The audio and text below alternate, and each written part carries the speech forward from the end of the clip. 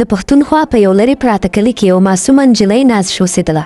قدرت هغې ته قد حکم ورکړی او خو د هغې په نصیب کې غمونه د غړو نه هم لوړ. هغه د خپلې ناروغې مور سره په یوې زړې جونګړې کې د ژوند شپې ورځې تېرولې. کله به چې هغه د کلي په کوڅو تېرېدله نو د خلکو نظرونو به هغه لکه د اغزو غوندې سوری کوله.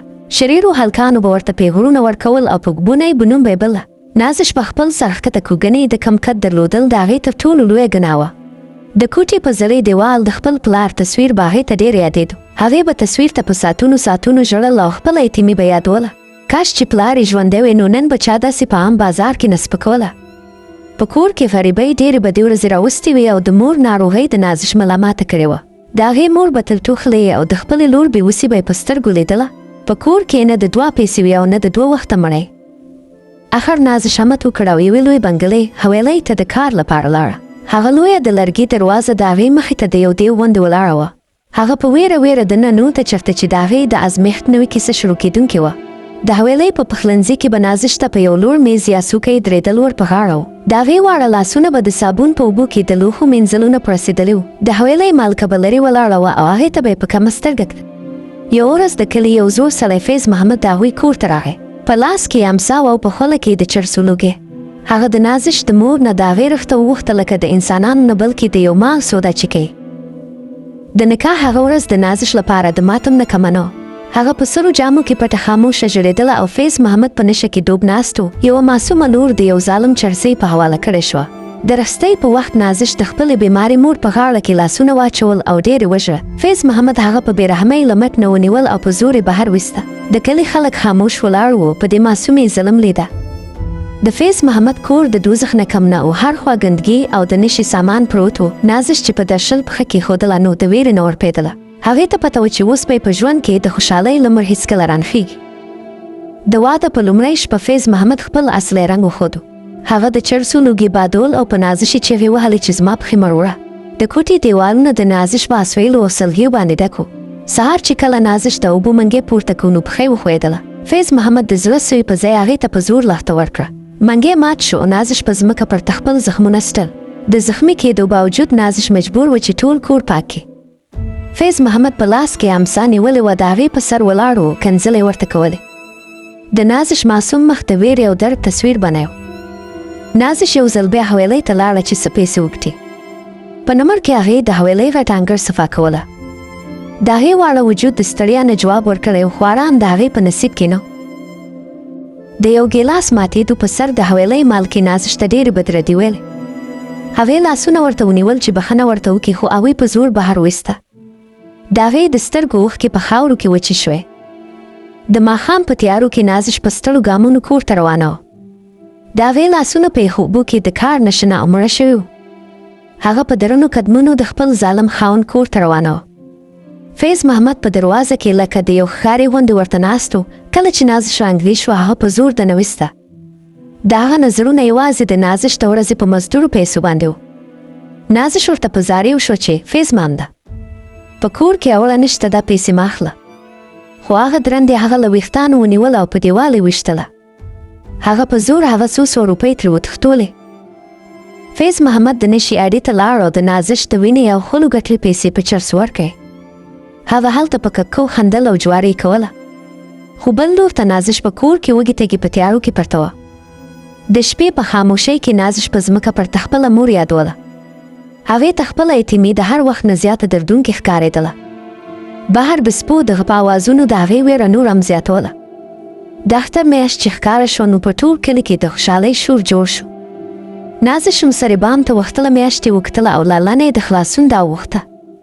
هغې ته امید و چې شاید د اختر ورځ ورته لږ ارام راوړي. د حویلۍ یوې مهربانې مېرمنې نازش ته یې او یوه نوې وریښمینې دوپټه ورکړه. د نازش سترګې له خوشحالۍ نه وځلېدې. ګنې کومه لویه خزانه یې موندلې وې. هغې په بار د هغه مېرمنې منع کوله. نازش هغه پیسې په ډېرې هوښیارۍ د کمیس په دنه پلو کې وګنډلې. د هغې په مخ یو وړه غوندې مسکا راغله لکه د نوي سپلیو خوب چې ویني. هغې غوښتل دا پیسې له فیض محمد نه پټې وساتي. نازش په یوې ماتې عینې کې خپل ځان وکتل او خپل ویښتان یې جوړ کړل. هغې په نوې دوپټه کې ځان لید او خوشحاله وه. خو ناڅاپه د فیض محمد د درنو قدمونو اواز هغه بیرته ویروله. فیض محمد په نشه کې ډوب کوټې ته رانوت او سترګې په نوي دوپټه ولګېدې. د هغه سترګې د غسې نه سرې شوې ځکه هغه پوه شو چې ناز سره پیسې شته. هغه د یو زناور غوندې په نازش ورټوپ کړل. هغه نازش ونیول او په دیوال یې وټکوله د پیسو لټون یې شروع کړو. نازش د خپلې مزدورو پیسو د بچ کولو لپاره تر اخره ورسره جنګ وکړ. خو د یو ظالم سړي مخې ته یو کمزورې نجلۍ تر کومه پورې جنګېدلی شو. فیض محمد خپله امسا راواخیستله او د نازش په واړه وجود یې باران جوړ کړو. نازش په چیغې وهلې د هی الله، هی بابا، خو هغه درندې ته لږ رحم هم رامغلو. هغه په بېرحمۍ وهله او ټکوله. اخر یې د نازش کمیس ترې وشلاوه او هغه د عیدۍ پیسې ترې واخیستې. نازش په ځمکه په وینو کې لژنده پرته وه او نوې دوپټه یې په خاورو کې لړلې وه. د هغې د اختر خوشحالۍ په ماتم بدلې شوې. فیض محمد په ککو خندل او د نشي اډې ته لاړه. نازش په ځمکه بېسده پرته وه او وینې په فرش خورېدلې وې.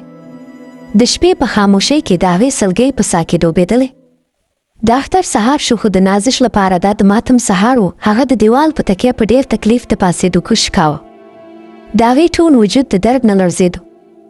نازش هغې زړې او په وینو لړلې جامې واغوستلې او په مسله کې ناسته. د هغې مخ پړسېدلی و او له زړه نه یوازې اسویلې وتل. هغې الله ته خپله بېوسي ژړه. هغې اسمان ته وکتل او خپل پلار یاد کړو. هغې د ماشومتوب هغه اخترونه یاد کړل کله به چې پلار په اوږو ګرځوله. اوس یې هېڅ څوک نه و چې تندی ور لښکل کړي. د کلي جینۍ په نویو او رنګینو جامو کې په خندا او لوبو د هغې د کور مخې ته تېرېدلی. نازش ورته په ارمان کتل خو چا ورته اختر مبارکي ونه ویله. ټول په خپلو خوشحالیو کې ډوب و. د نازش په ور چا د عیدۍ ورکولو یا د حال پوښتلو لپاره ټکونه کو. هغه یتیمه هم و او بونه هم شاید دی تر ټولو لویه ګناه وه. هغه په یوې تیارې ګوښې کې ناسته خپل نصیب ته ژړېدله. د اختر په ورځ هم ورته له حویلۍ نه اواز راغی چې د لوښو مینځلو کسان کم دی. نازش په خپلو زخمونو په درنو قدمونو حویلۍ ته روانه شوه. خلکو چې به ولیده نو خپل نظرونه به یې ترې اړول.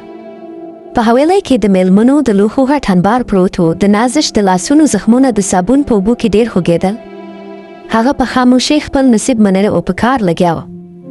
د حویلۍ ماشومان د نازش نه چاپېره شول او په بونه یې ګنوم یې چورولې تنګوله. نازش ورته وکتل خو له هغې سره اوس د ګیلې کولو طاقت هم نه و پاتې. د هغې صبر د هغې د قد نه ډېر زیات و. چې کار ختم شو نو په یو شاپر کې ورته پاتې شوې باسي ډوډۍ ورکړی شو.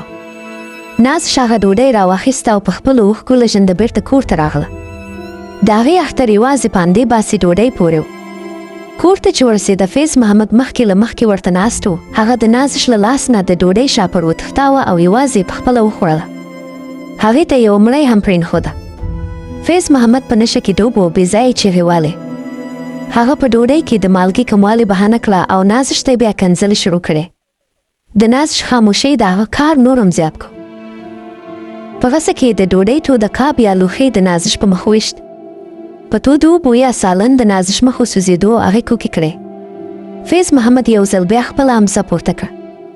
د نازش امت اوس جواب ورکړی و. هغه په ځمکه راپرېوت او وروسته یې دا وکړه: یا الله، ما له دې دوزخ نه وباسه، ما خپل ځان ته وربوله. د هغې په سترګو کې اوس د مرګ انتظار ښکارېدو.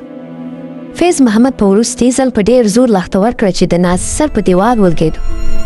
وینې روانې کړې او د نازش وجود ساکت شو. هغه زور چرسۍ هم هلته بېسده وغورځېدو.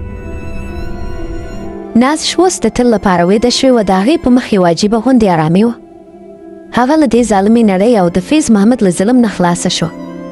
کیمره د اسمان ستورو ته وګرځېده چېرته چې د نازش روح اوس پر سکون